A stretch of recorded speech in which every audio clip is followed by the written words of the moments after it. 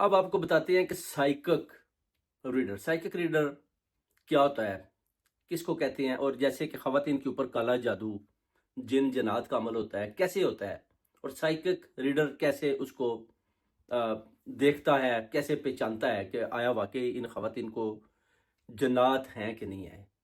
पहले तो जो साइकिक रीडर है, वो बेसिकली साइकिक रीडर जो है ना, उसके अंदर जो अपनी हिकमत है, जो उसके पास रूहानियत है, जो उसके पास स्पिरिचुअल पावर है,